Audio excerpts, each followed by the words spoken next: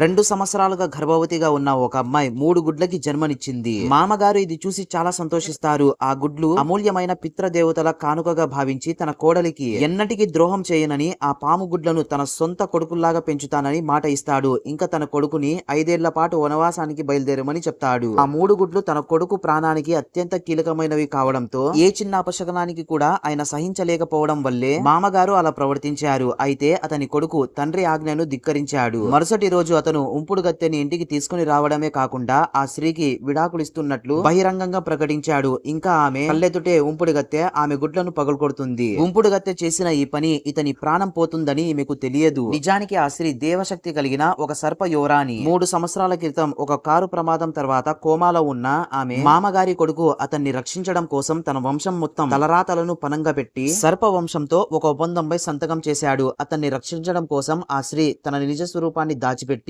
మానవ రూపంలోకి మారి తన భర్తను బ్రతికించడానికి తన మాయాశక్తిని పూర్తిగా వినియోగించి ఒక పెద్ద మూల్యం చెల్లించింది. ఈ 3 పాముగుడ్లు వారి ప్రేమ ఫలం మాత్రమే కాదు, అవి ఆమె భర్త ప్రాణానికి కూడా ముడిపడి ఉన్నాయి. ఆ గుడ్లు దెబ్బతింటే ఆమె భర్త తీవ్రమైన ప్రతిఫలాన్ని ఎదుర్కోవాల్సి వస్తుంది. వారి 3 ఏళ్ల వివాహ బంధాన్ని దృష్టిలో ఉంచుకొని ఆ స్త్రీ అతన్ని ఒప్పించడానికి ప్రయత్నించింది. ఒక గుడ్డు నశిస్తే నువ్వు 30 సంవత్సరాల యవ్వన శక్తిని కోల్పోతావు. 2 గుడ్లు నశిస్తే 60 సంవత్సరాలు కోల్పోతావు. 3 గుడ్లు నశిస్తే నువ్వు తక్షణమే చనిపోవడమే కాకుండా మొత్తం నీ కుటుంబం కూడా చిక్కుకొని నాశనం అయిపోతుంది. ఊహించిన విధంగా ఆమె భర్త ఎగతాళిగా నవ్వుతాడు. భర్త ఇలా అనుకుంటాడు, నీ మాటలన్నీ అబద్ధం. నువ్వు కేవలం ఈ ఇంటి యజమానిరాలివి కావాలని అనుకుంటున్నావు అంతే. భార్యను అవమానించడానికి అతను కావాలనే ఆమె ముందు తన ప్రియురాలితో చాలా క్లోజ్ అవుతాడు. ఆ స్త్రీ చివరికి తన భర్తపై ఉన్న ఆశలన్నీ కోల్పోయింది. జియాన్ ఫైనల్ గా ఈ ఒప్పందాన్ని తెంచుకున్న వెంటనే ఆకాశంలో ఒక భయంకరమైన పెద్ద పాము ప్రత్యక్షమవుతుంది. లోపలున్న ఎవ్వరికీ ఈ విషయం తెలియదు. భర్త ఆజ్ఞతో తన భార్యని సెక్యూరిటీ గార్డ్స్ పట్టుకుంటారు. దేవాలయంలో ఉన్న మామగారికి ఇది తెలుస్తుంది, సర్పరానికి కోపం వచ్చినట్లు ఉంది అని. ఇక్కడ